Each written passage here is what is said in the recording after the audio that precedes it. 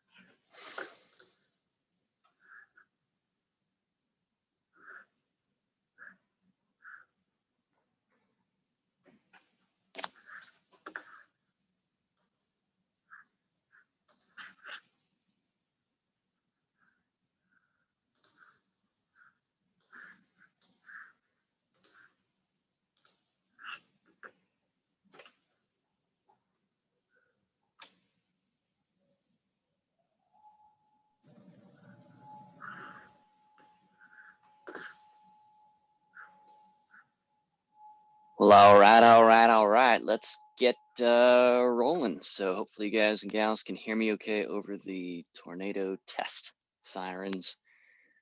Welcome back to Forestry 420, or 420, 220, Intro to Forest Rec. We're moving through some history stuff, and we are also making history in Forest Rec lately with this COVID-19 pandemic.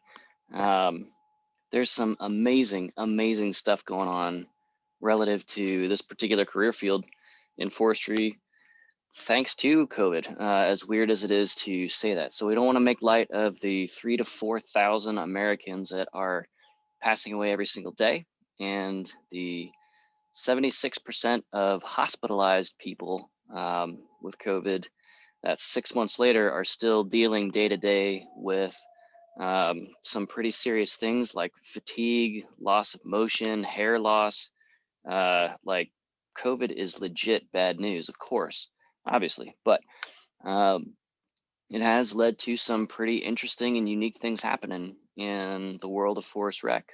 We talked at the beginning of the semester about how it quadrupled and quintupled people going to local parks just to get some fresh air and sun in the midst of stuff like quarantining and all of that. And maybe that's a good thing. Like maybe this isn't a chance, an excuse for people to take a look at things like working an office job or being parked in front of the TV all day, every day, or, you know, new PlayStation 5 or Xbox, whatever. And just like doing some things outside and any of the positive benefits that we see out of forest and outdoor rec. I posted a link in chat. You can check that out now or later during our kind of just class discussion session here this morning about an eagle that pounces on a drone in flight at a beach and flies off with it. Forest rec managers, rangers, all the folks that are doing this stuff as part or the focus of their job are dealing with stuff like this. Like, how do we interact with wildlife species in beautiful places like white sand beaches with interesting technology that we're going to start getting into after we get through our current 2 sections of the history of forest rec. So we're coming out of the history of forest rec across Western Europe in the era of kings and queens and stuff like that, and journeymen, masters, guilds, and fraternities, and all that stuff. and moving into sort of an American focus, what's the story with Forest Rec and how it developed kind of uniquely in the early United States? That'll kind of take us up into kind of the modern era, which is like looking towards things like World War II. And then next after that, we're going to move into postmodern America, which is kind of a strange term on the face of it, but it just means like post 1950s, everybody with a white picket fence and the American dream house and, you know, manly men and women and glad of it, kind of that 1950s stereotype. We would call this era postmodern America. So we'll open that up on Thursday. And before I forget, I will not be available for this class session on Thursday. So just keep on keeping on. We'll keep things moving. And we'll see you on office hours and during class on Tuesday on the 9th. Okay. So by all means, post questions and stuff like that in chat today. Ask questions of me. I'm happy to help clarify any sort of lingering questions from the ancient era from last week. Happy to help with what we're kind of moving through as a class right now, the history of Forest Rec in Western Europe. There's a lot of misconceptions about what life was like for folks kind of before we had stuff like microwaves and synthetic fiber. And these are recycled plastic bottle fibers, fleece pile jacket. Life was pretty different when you had to make everything yourself or rely on essentially the cottage industry output of your local village for everything. A lot of ways things were harder, and in a lot of ways things were simpler and clearer. So yeah, let's talk a little bit about Forest Rec and how that developed and how a lot of kind of leisure and society power structures got set up. A lot of forestry practices got set up, at least forestry practices that we would recognize in Western culture here in the United States these days. Germans went super hard on silviculture, you know, back in the 1700s, for example, and started developing that as a science, as a discipline, as sort of the key or the core of modern Western style forestry. And we have things like coppice trees and woodlots and town forests, even here in the United States, that are sort of brought forward directly from this period in this particular area. Okay, so Western Europe. This covers a couple of centuries, so we're not looking in tight detail at specific dates, for example.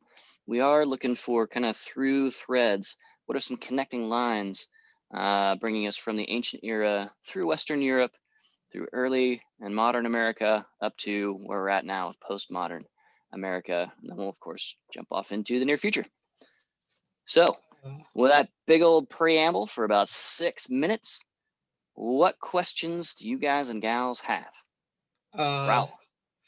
I'm still kind of confused on like, so is chivalry, is that like, is it more like on the idea of like jousting and like a gentleman, like is that kind of how it's supposed to be like with recreation and leisure, or like Yeah, what is the takeaway from that? I'm still kind of confused. yeah, that's a huge piece of it. Okay, so maybe we can help explain this by kind of a compare contrast. So think about, now especially if you grew up here in Southern Illinois, any of you guys and gals here in the class session, if you grew up in Southern Illinois, you're probably familiar with how huge a deal trail riding is. So we have this sort of old school term equestrian, meaning somebody who is these days a horse enthusiast. But back in the days when horsepower was a literal term instead of how measuring how many ponies you got under the hood of your Mustang or whatever. Equestrian pursuits were much more of a serious thing instead of, you know, the equine science majors here in our college and some gentleman farms, maybe is a term that we have today for folks who maybe keep some horses but aren't doing like agronomy agriculture with that farm. And it's a major, so equestrian or trail riding is a major sort of economic thing here in Southern Illinois. There are dozens and dozens of businesses that provide stables, that guide trips and lead folks on trail rides throughout the Shawnee. Southern Illinois Trail Riders organized as a legal group and sued Shawnee National Forest for how the U.S. Forest Service was managing Shawnee's horse trails. We had some eco-terrorists putting out anti-horse mines called caltrops on some of those trails. I mean, like, this is a big deal. People are super into horseback riding. If you've ever been out to Eminence, Missouri for any of the cross-country trail rides, they have some pretty big country music festivals all attached to the culture of trail riding here in the Midwest. And it's also a huge thing out west, where there's free range and, wild and feral horses and stuff like that. But here close to home, also a huge deal. That all has its roots in what has become a pretty kind of romanticized version of our current understanding of chivalry. So chivalry is a term that comes from the French and before that the Latin regarding to horsemanship. So a chevalier is a horse rider, and by extension, sort of the high effectiveness main battle tanks of their day. So people in full plate armor, head to toe, carrying the colors of their patron or monarch or whatever. Those mounted knights are a pretty big deal. And because the entire military structure of most states in Western Europe in this time, kind of Middle Ages on forward up through the Renaissance, so like 13, 14, 15, 1600s up into the 1700s. By the 17 and 1800s, we start to see traditional horse-mounted warfare getting supplanted by, cannons, muskets, smoothbore firearms, stuff like that. But you got to understand, even in World War II, in the 1940s, the German war engine, how do you think they got all of their supplies like ammunition and fuel out to the front lines so those Panzers and Tiger tanks and stuff could punch through the Maginot Line and take Poland by spring and get artillery pieces all the way out to the coast of Europe to start bombarding England, which is like miles away across the English Channel? They used horse-drawn carts, literally, because pretty much all of the oil, all of the gasoline, all of the diesel, all that stuff, they had to get that into the tanks. So modern tanks get about 3 miles to the gallon, and a horse frees up those gallons or liters, I guess in the case of Europe these days, for warfighting. So even in the 20th century, horses are a big deal. And there's even a movie about using horses in Afghanistan with United States Special Forces. So this is one of those connecting threads that kind of ties us from ancient times when cavalries, not calvaries, that was the place where Jesus got crucified, but cavalries. You can hear how the word cavalry, which is a horse-mounted military force, is kind of related to chivalry. Cavalry, chivalry, same root, okay? And so all that to say, back in the day, back in Western Europe, when, like all these inbred monarchs are fighting their cousins because there's some Catholics, there's some Protestants, Martin Luther splitting up the church, people fighting cows and sheep don't mix and all that.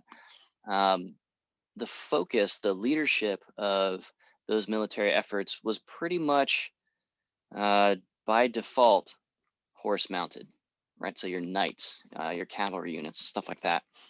They could easily outflank, surround, split apart ground or foot-based troops.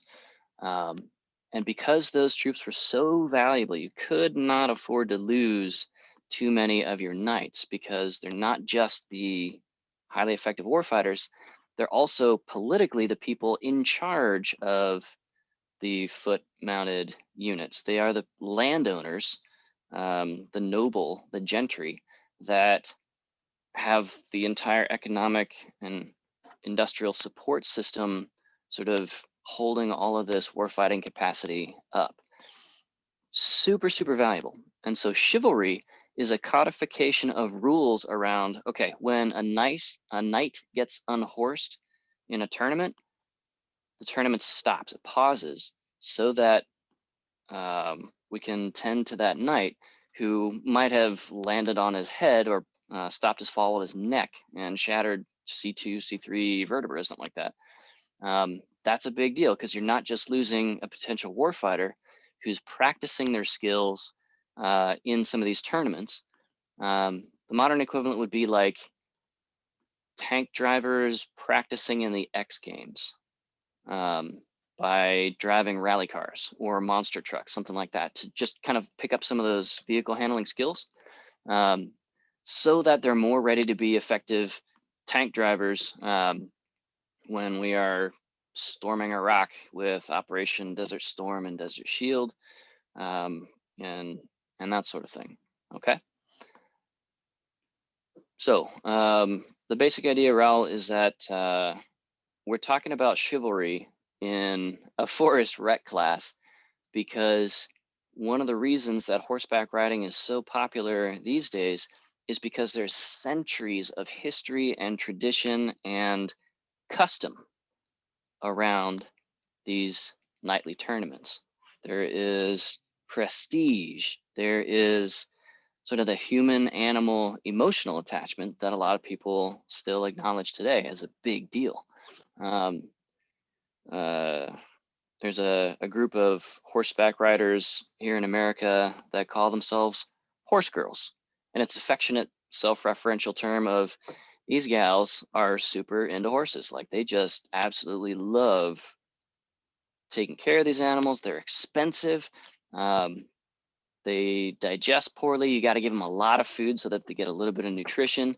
Horses are so sort of selectively bred that their innards, when they're galloping, will slosh forward and back and sort of piston their lungs. So race horses are constantly breathing in and out dozens of gallons of air per second, because like their stomach is helping the diaphragm push that air in and out. What that can do is kind of spin the stomach on its axis, on its connection at the esophagus and at the pyloric sphincter, so at the top of the intestines, and spin it and kind of tie it off like a balloon in a disorder called GVD, or gastric volvulus disorder, so spinning of the stomach. And that kills the horse, right? I mean, it would kill anybody, but horses are especially prone to this because we bred them for, God, we've had horses in human culture for what, 8,000-9,000 years. So again, this is just one of those kind of connecting themes all the way through, and horses are not going away anytime soon. Kind of around 1900, with the advent of cheap, super dirty, but cheap oil, we started replacing horses. There were more than 10 million horses in and around New York City alone, and several thousand people's full-time jobs just to scoop the poop off the streets for those horses, just in New York City. And then, multiply that out across all of Europe, most of the rest of the world as well. The number of horses has, plummeted understandably since then. We mostly use cars to get to campus now, or segways or skateboards or whatever. But that drop has largely kind of stabilized, and there are still lots and lots and lots of people who are ready to spend lots and lots of time and money and effort and devotion to horseback riding and to horses. And in effect, we are spending some of our forest ecosystems, some of our forest habitats, especially around places like the Shawnee and some of the much larger national parks out west, where we have miles and miles of equestrian trails. Um, because horses are still super popular. There's a bazillion of them out there still. Um, Another way to look at how we Americans think about horses in the context of forest recreation. Um, imagine you're at Grand Teton National Park, beautiful park out west, real steep mountains, real young mountain range, and everything around that is very flat, right? So you got miles and miles of plains on all sides, and if you are up in those peaks, you can see for over 100 miles in any direction on a clear day, right? So it's just super flat. There's not a lot blocking your line of sight. Imagine you're at Grand Teton for vacation, and you go to one of the lodges just to grab some lunch, and the burgers there are horse meat. So if you had kind of an instinctive reaction to that, that's a very sort of normal, intuitive American reaction. We don't think of horses as meat animals, but in a lot of cultures around the world where horses still have a more prominent role in things like farm labor and so forth, um, it's perfectly normal to have horse meat. It's like people don't even think about it. In the same way that in some countries, it's perfectly normal to think about consuming dog meat for human consumption. Um, and this, again, tends to be in places where those are seen more as working or utility animals instead of leisure, recreation, sort of a gentry tier kind of recreation as a callback to chivalry and so forth. Okay. All right. So Raul, hopefully that answers your question. That was kind of a long form answer. It was a good 10, 12-minute answer. Kind of connecting them to us today. Yeah, it helped out. Cool. For the most Yeah. part. All I have to say. So, if you are, studying forestry and picking up lots of ecosystem dynamics, lots of silvicultural practices, agroforestry practices, understand that one of the primary uses for the Shawnee, far more than timber extraction, is horseback riding. Far, far more. So this is an example of the assertion we made at the very beginning of the semester of how typically between 95 and 98% of visitation to a national forest is not going to be for resource extraction, it's for leisure and recreation. And horseback riding is one of those. They require very specific kinds of trails. Can't have more than a 15% running grade. It's too steep for the horse. And much, much too erosive. Horse hooves are shaped like same kind of shape and cross section as a hypodermic needle.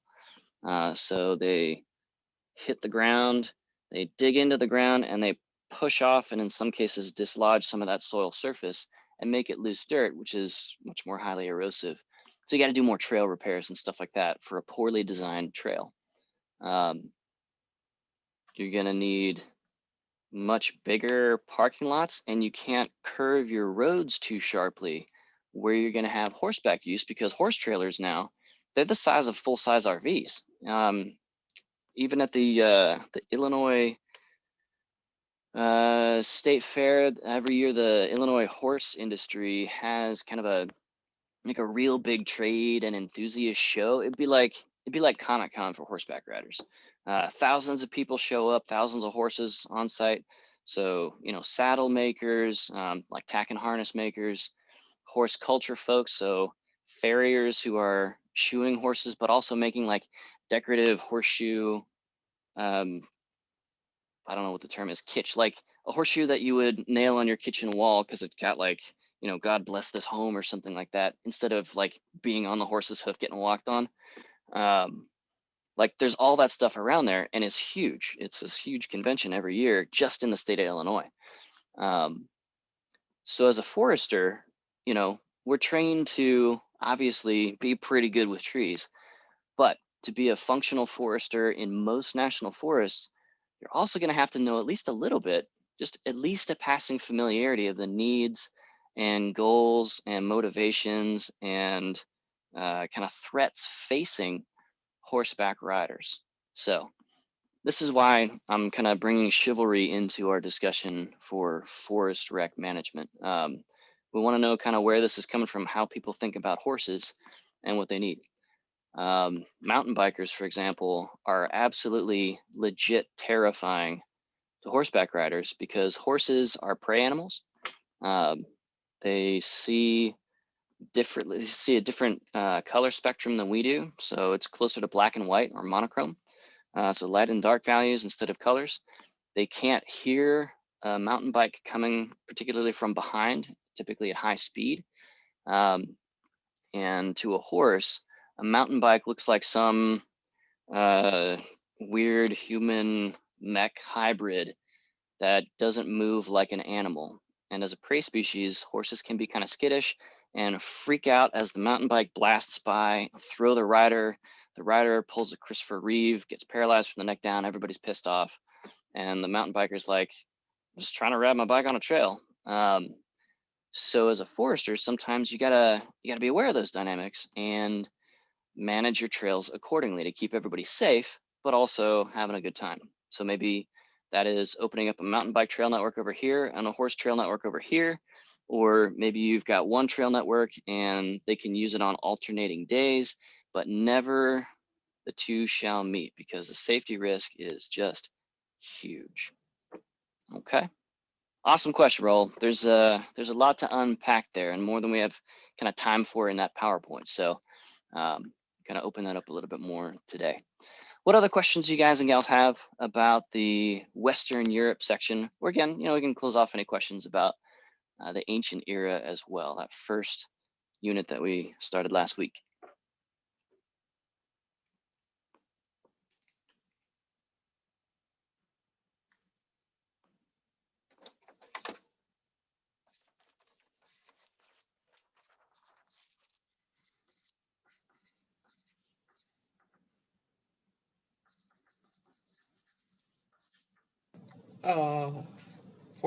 So the woods, basically, for that it's they're thinking it's anything that has to do with the woods is pretty much evil, or like going into the woods at night is evil. Not anything. I mean, we still have in that time period, or we will soon have figures like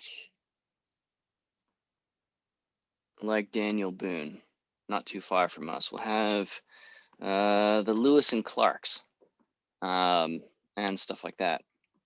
And those folks are going into legitimately dangerous for them areas without antibiotics, without modern synthetic clothing.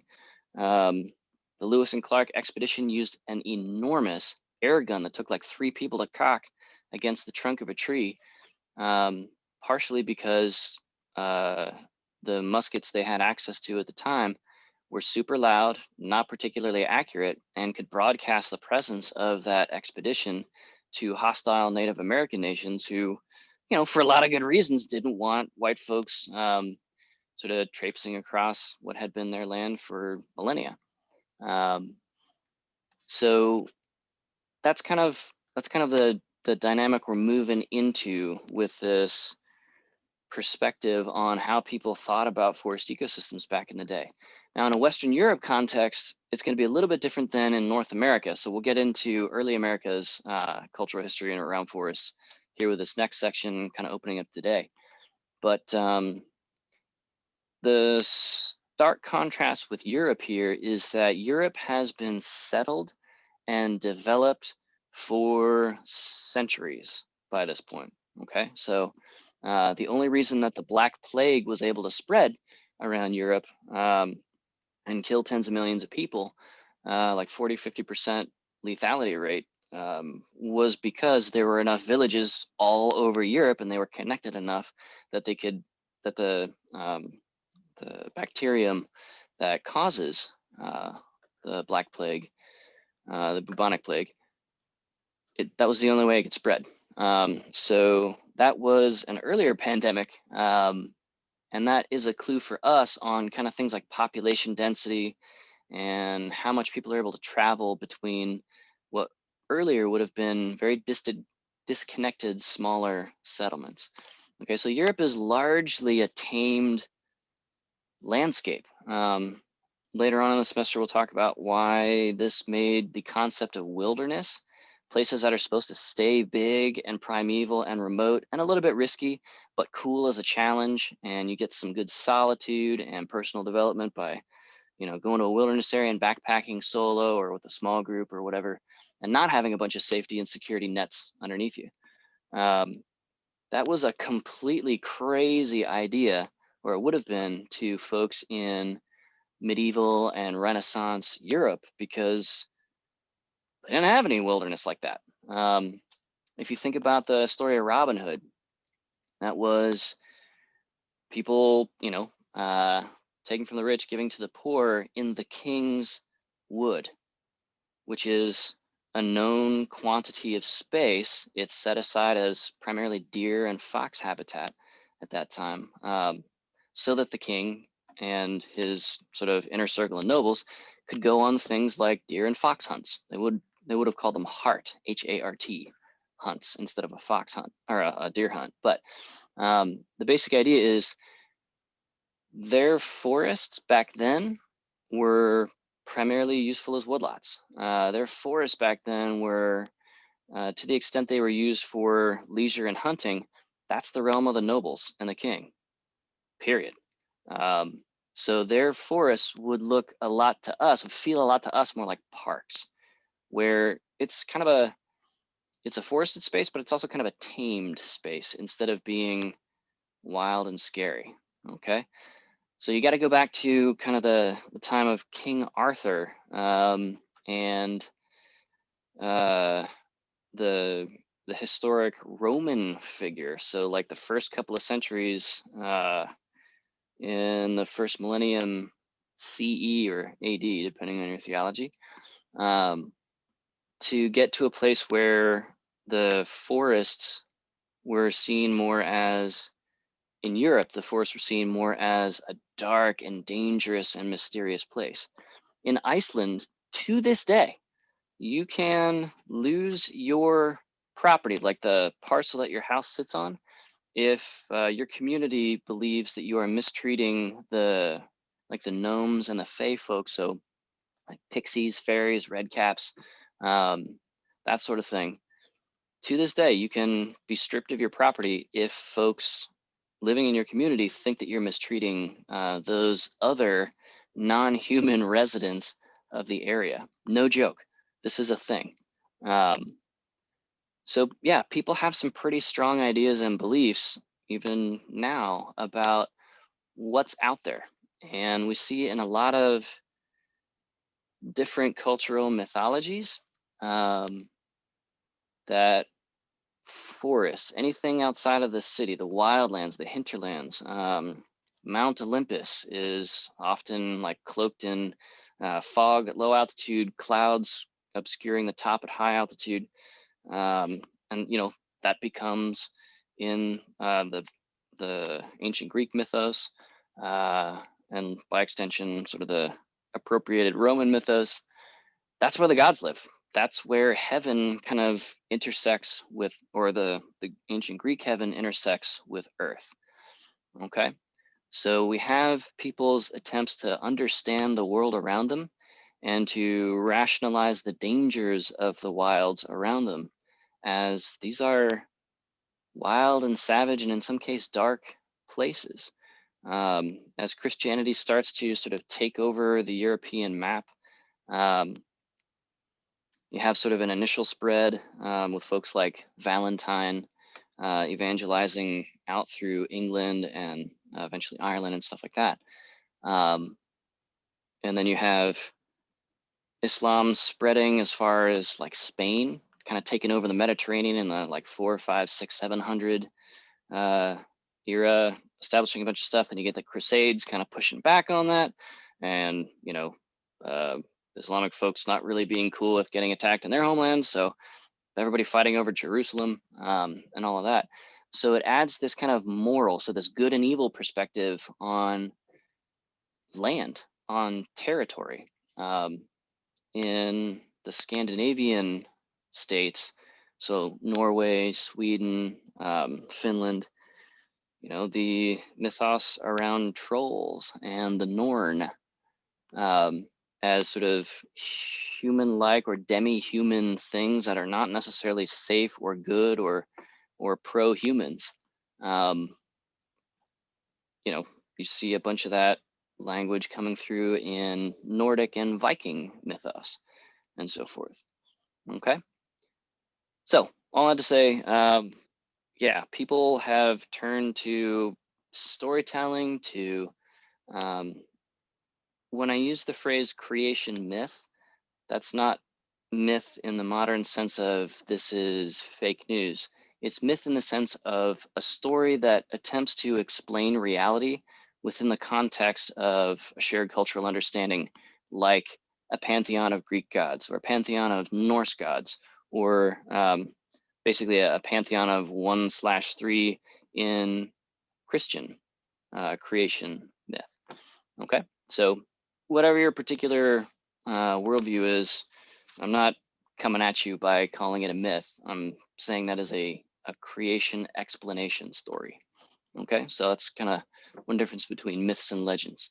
Free extra trivia for you. So does that answer your question about sort of the dark and evil forests of Europe? We'll get more Yeah. into this with specificity and some more recognizable stories like the Headless Horseman in the American unit starting today. Mm-hmm. Cool. All right. In chat, Ben mentions trail crews also have to deal with broken branches and stumps that may injure or even impale horses or their riders. So for a low standard, meaning you're not putting a bunch of construction like materials like concrete into it, a low standard recreation trail in a forest, the trail corridor can be as narrow as a couple of feet wide.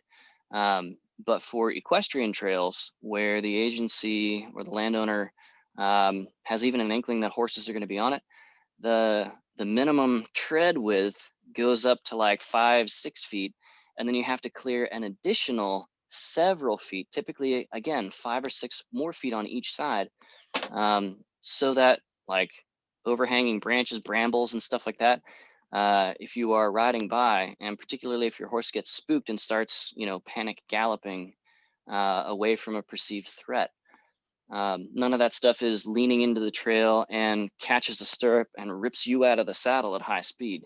That's a bad deal for everybody involved. And so now you're looking at a 15-foot wide, potentially, trail corridor for a high standard equestrian or trail riding trail. And you also got to think, if that horse stands up on its back legs, you are about as tall as the horse is in that moment. And that can mean, okay, we have to clear at a minimum at least 10 feet high. So now our trail crews got to roll with pole saws as well as other hand tools. So it's extra gas, it's extra tool sharpening or chain sharpening if you're using powered equipment. In a wilderness area, it's all hand tools. So you're using a manual pole saw to saw at a branch 10, 15 feet off the ground and so forth. And that's not wrong, right? Like this is what it takes to field a safe and effective horse trail. And you can't sort of wrap it tightly up a steep slope. Horses need to be able to see at least 100, ideally closer to 150 feet ahead around a turn. So you can't have real sharp turns. So even the geometry of a trail has to be sort of expanded and relaxed, so to speak, to just make it basically functional and safe for this human horse pair, kind of a symbiosis riding along the trail as you go. It also means things like you can't have the trail run through for any long period of time through flat bottomlands, because flat bottomlands accumulate puddles and mud, which is a bad deal for a horse if they're stepping through that mud and like a sharp root is at the bottom of that mud puddle and hits the soft part of the arch, kind of behind the hard material, basically the real thick nail of the hoof, you can puncture that frog and lame the horse and lose it potentially. So super bad.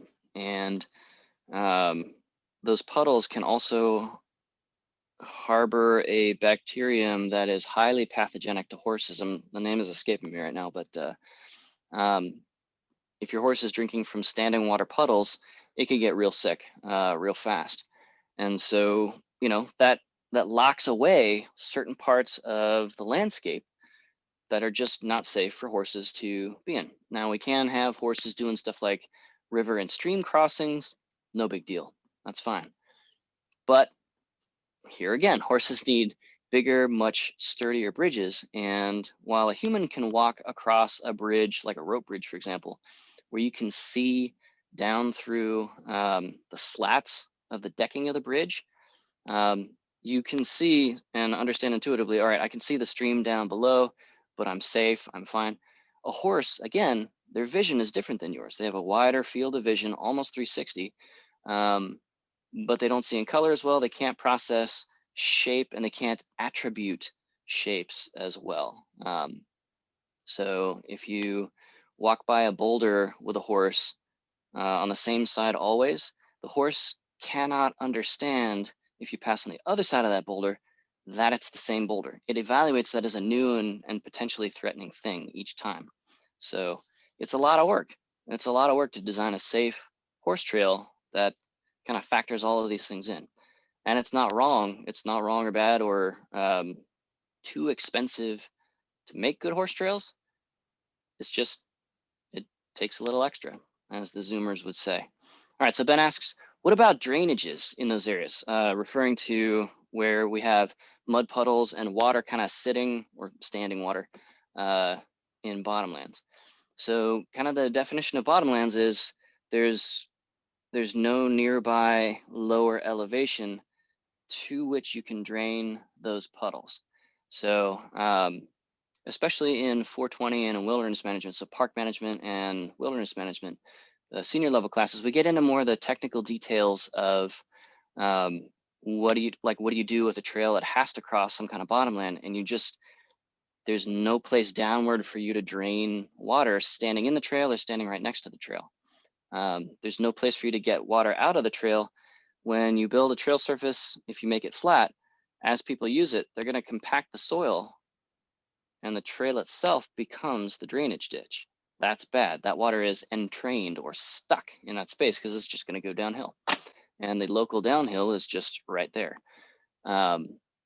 So this is a known problem. We have good trail building and design techniques. Obviously, the first move is to stay out of the bottomlands in the first place, or to dip into it and get back out as fast as possible, and maintain that trail much more aggressively, because that quick dip down, that steep climb out, that's going to erode pretty hard and contribute to the muddiness and the problem. So you see all this kind of ties together. And where you can, and in the Shawnee, we have lots of awesome examples. As Kelly Pearson is a freaking rock star at taking trails that are unsustainable and literally dangerous for the horses out of bottomlands and putting them up on the shoulder slope nearby. So if we have a profile here and just like a flat valley here where, there's typically puddles for several days after a rainstorm, on the slope, we don't have those puddles because, the water's going down slope or infiltrating down underneath. So if you take the trail and move it halfway up the slope, now we got a lot of elevation change above and below that trail. And we can do things like rolling grade dips, grade reversals that avoid the need to make tripping hazards like drainage ditches, water bars, also a tripping hazard for horses. And grade reversals, rolling grade dips, way less maintenance, way less sweat equity once those are set up for the rest of time. Like, you don't have to dig out every single water bar and every single mile of trail if you don't use water bars. So these days, and it's really really only in the last 20 years, guys, that trail science has gotten to the point where we understand these things. We understand why drainage ditches are just a mindlessly bad idea. We understand why rolling grade reversals work. We understand how big and how small we need to make those relative to the kinds of use on the trail. Because just like the country song, the highway don't care, the soil doesn't care, the water doesn't care.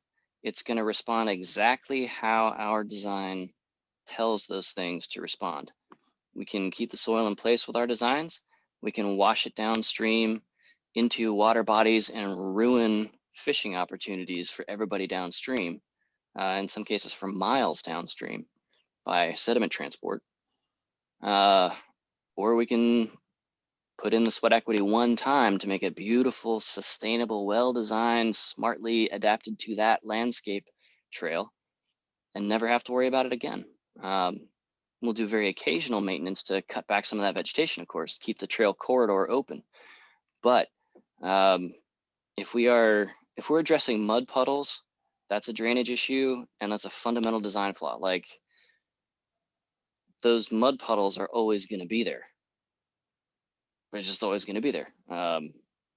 So hopefully, Ben, that answers your question a little bit.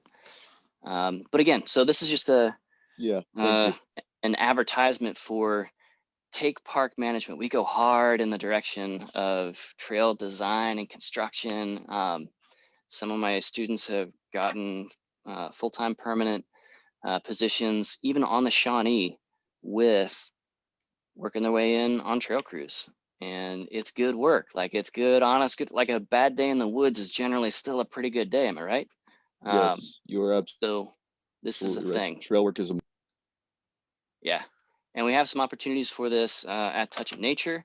You can volunteer to do some trail crew stuff and get equivalent federal experience on the Shawnee, at Crab Orchard National Wildlife Refuge, just like you can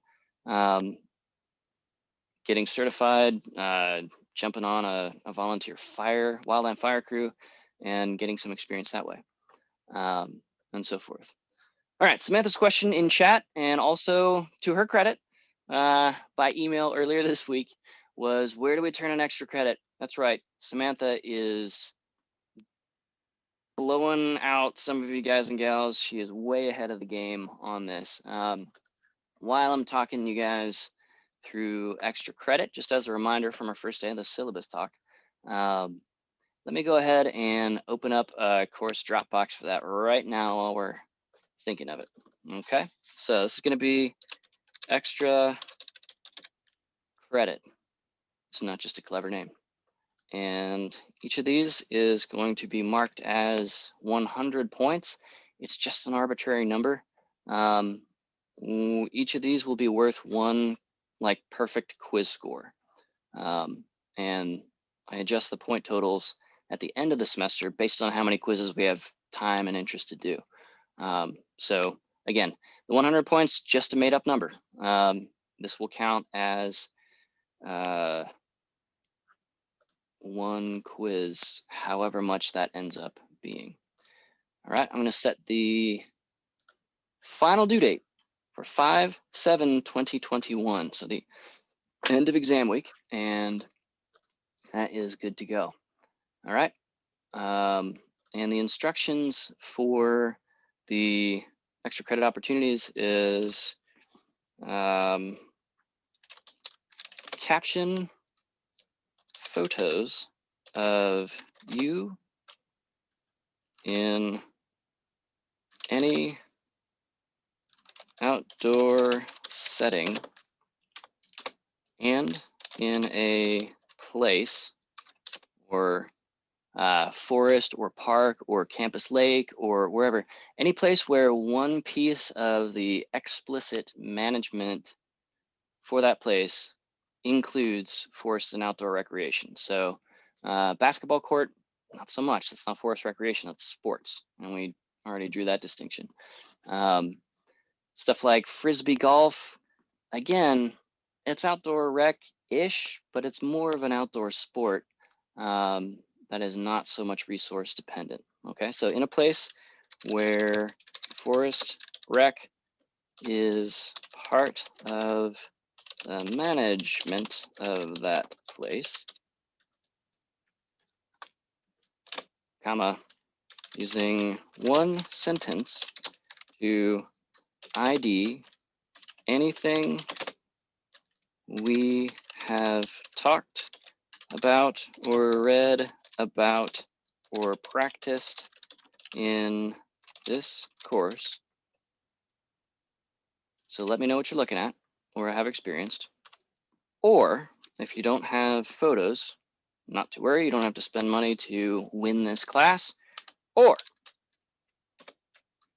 turn in one paragraph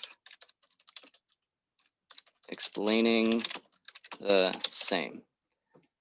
And as you recall, from the beginning of the semester, there is no cap on how many of these you can do. So if you go out every single weekend of this semester to the Shawnee or to any of the shelter bluffs on Giant City State Park and go climbing, go hiking, maybe you go horseback riding or mountain biking out at Touch of Nature on those beautiful new trails after you spend some time volunteering to help build them out. Turn in just even a brief write-up and mention anything that has to do with stuff that we've talked about in this class, and you're good. That's it. That's all you got to do, and that will count as a full quiz score. Okay, so again, it is entirely possible to blow out 100% in this class by stacking a bunch of those if you want to.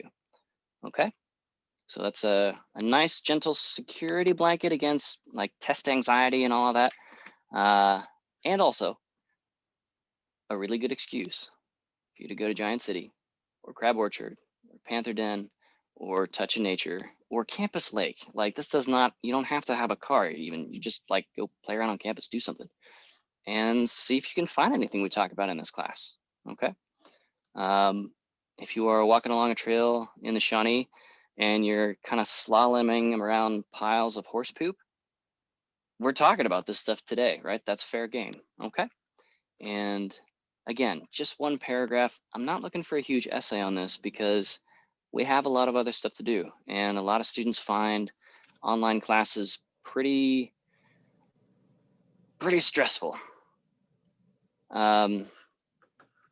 We gotta start wrapping up here. It's 10:51, so if you need to head out to your next class, see you later. But real quick, there will be some kind of a final in this class. We'll take a closer look at what the format of that will be kind of at the halfway mark of the semester or later, and kind of decide as a class what's going to be a functional and effective final exam format for us. The content is all of this stuff, of course. Okay. Thank you guys and gals for being here. Again, I'll upload and link this question and answer session for anybody who wasn't able to make it and for your review later on as supplemental materials following the PowerPoints and video walkthroughs, okay? Thank you very much. I'm gonna hang around for a few more minutes for further questions. And then in about 3 minutes, I gotta head out to start my next class online, okay? So what other questions do you have? Otherwise, I won't see you Thursday. Remember, I'm not here on Thursday.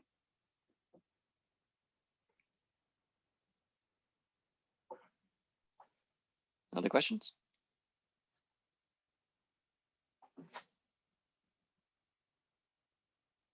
All right, Alyssa asks, I just noticed quizzes are in assignments. When are they due? How do we complete them? We haven't had any quizzes yet. You haven't missed anything. I will be sure to announce those. And I'm not really interested in clobbering you guys and gals with pop quizzes this semester. Just these online classes, I hate them. I hate the format. I love interacting with you guys and gals, and that's why I hate the online little straw that we get to drink these classes through. So I'm going to give you a little bit of notice on quizzes and make them very clear. I'll try to make them as kind of open format and flexible as possible, so it's not like a 10-minute timed stress fest and more of a chance for you to shine and show your understanding and how you're wrestling with these concepts we're broaching in class. Does that answer your question, Alyssa? Cool, good. All right, I don't want that to be a huge stressor for you. So yeah, don't worry about that too much. I'll give you guys and gals some lead time to get rolling well on those. Okay, what else? Jordan, Michael, anything?